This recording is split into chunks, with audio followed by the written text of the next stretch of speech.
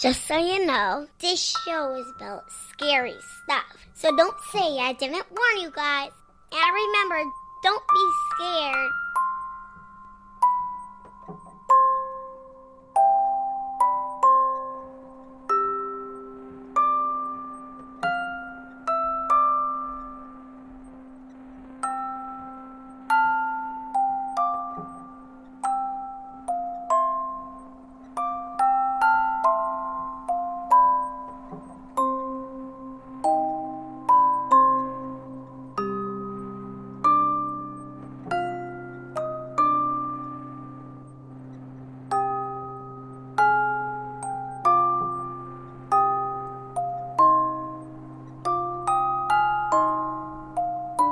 Episode 67, Veritas. War Baby here with another episode of Murderous Minors. I've been thinking so much about the brain science we covered a few episodes back. You remember, when Roper v. Simmons reached the Supreme Court and abolished the death penalty for juveniles? If you'll recall, that decision was heavily based on the presumption that the brain takes longer to mature than originally thought, and that this immaturity makes juvenile criminals less culpable and therefore ineligible to be executed for their crimes. Now, California and Massachusetts are attempting to allow older teens to be tried exclusively in juvenile court, up to 19 and 20 years old in some of these places. On January 1, 2020, Oregon enacted a new juvenile justice reform bill aimed at keeping kids in the juvenile system longer, and so far, 3 teens have been sentenced under Senate Bill 1008. In Oregon, 15, 16, and 17-year-olds now go before a juvenile court judge who decides whether they will stay within their jurisdiction or be remanded to adult court. Whereas previously, certain crimes were sent to adult court automatically, or the district attorney's office made that decision. In addition, the new requirements also get rid of JLWOP sentences, bringing Oregon in line with roughly half our nation who no longer allow juvenile life without parole. Under Senate Bill 1008, juvenile offenders in adult prison will be guaranteed a hearing after serving 15 years. In Oregon, major crimes are called Measure 11 offenses, after the 1994 ballot measure giving them mandatory minimum sentences and no opportunity to shorten it. These offenders are not eligible for resentencing as Senate Bill 1008 is not intended to be retroactive. The 3 cases who have had hearings under the new bill so far this year are particularly heinous and terrifying.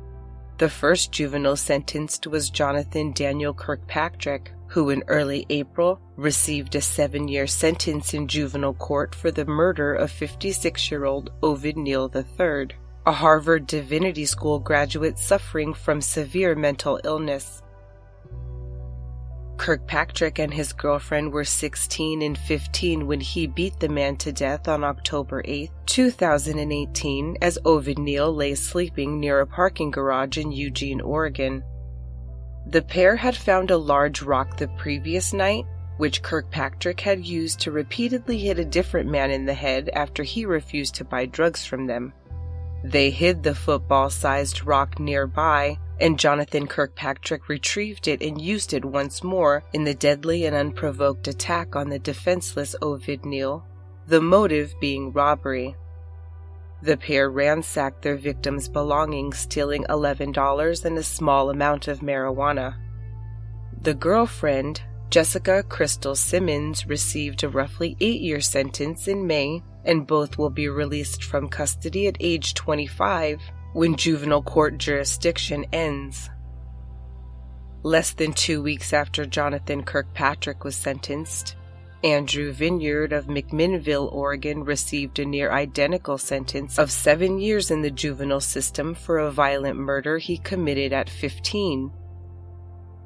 On March 8, 2017, Vineyard stayed home from school and methodically attacked his father's girlfriend, cutting her neck from behind with a box cutter.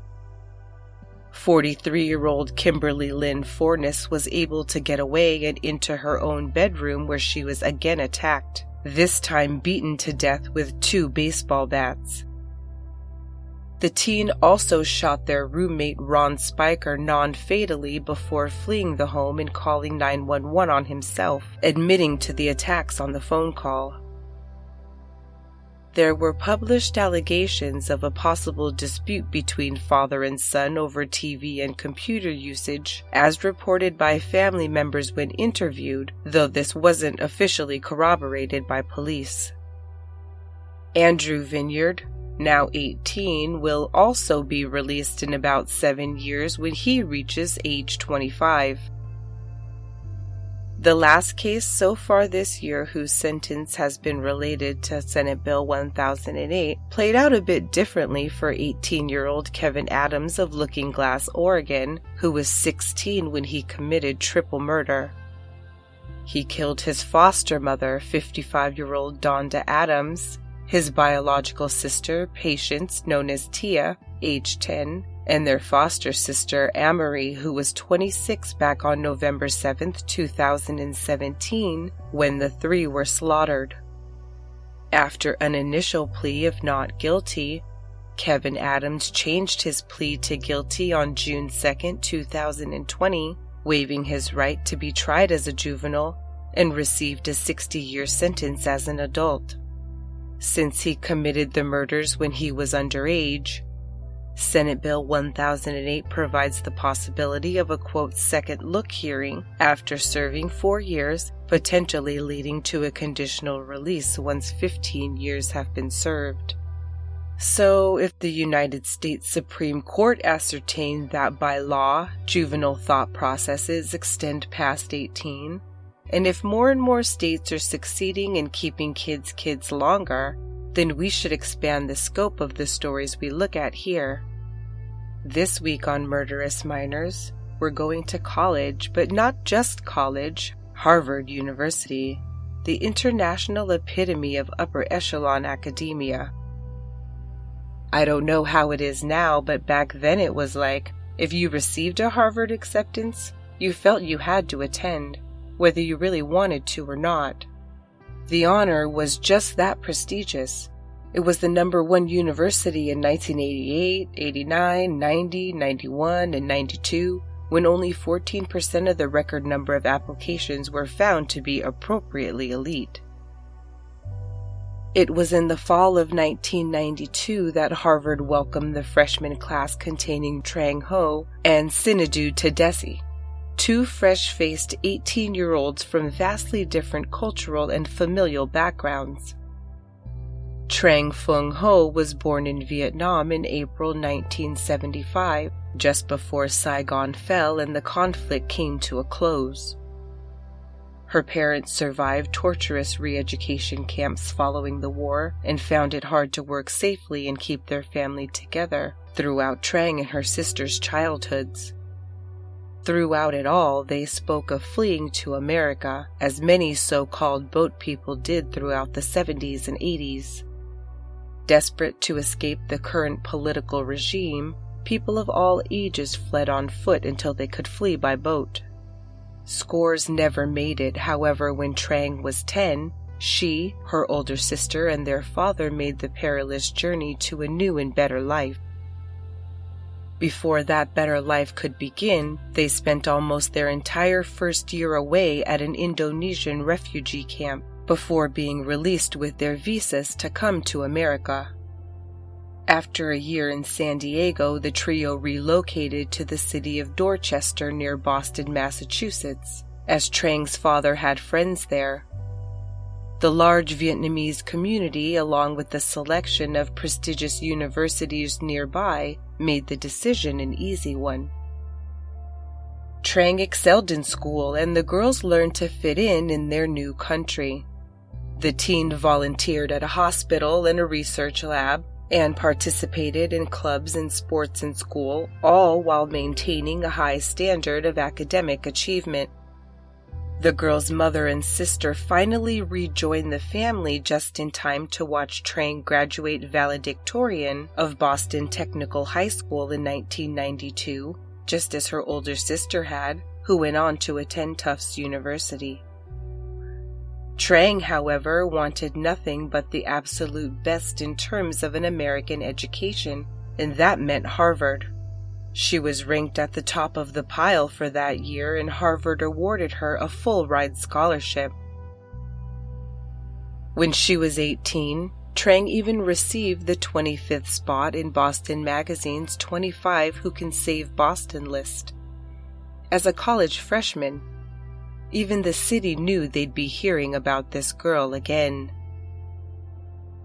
Even though her family had reunited, old problems from their previous lives followed Trang's parents to their new ones. During her freshman year at Harvard, they divorced and her father moved back to California. School was rocky at first, too, and Trang didn't have the best relationship with her freshman roommate. They just didn't have the same habits and values. Trang was studious and busy with numerous on- and off-campus activities like serving as a vice president with the Harvard Vietnamese Student Association and tutoring kids back in Dorchester. Trang also visited home frequently to help her mother and younger sister as well, so when she was in her dorm, she wanted to make the most of her precious time. Her roommate routinely had her boyfriend spend the night, a practice Trang didn't appreciate or approve of, leading her to accept a new living situation for sophomore year.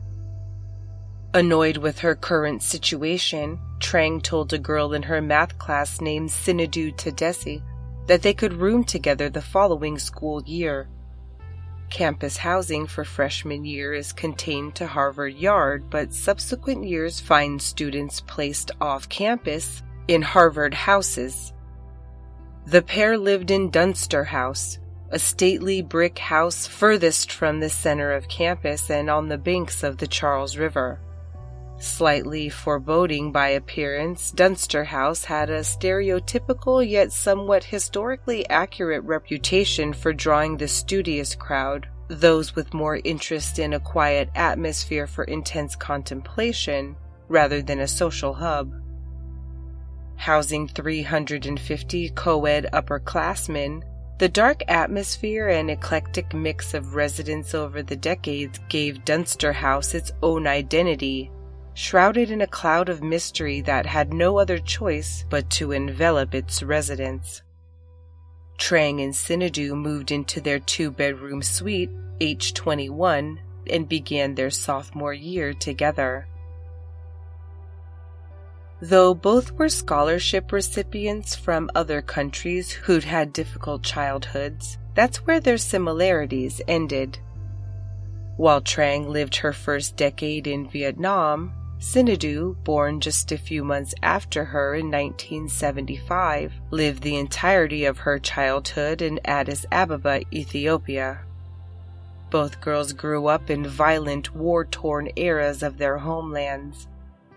We know quite a bit about the Vietnam conflict and what was left of the country once Americans left, since we were there too. But Sinedu also grew up in a time during which her homeland stayed in the news as well.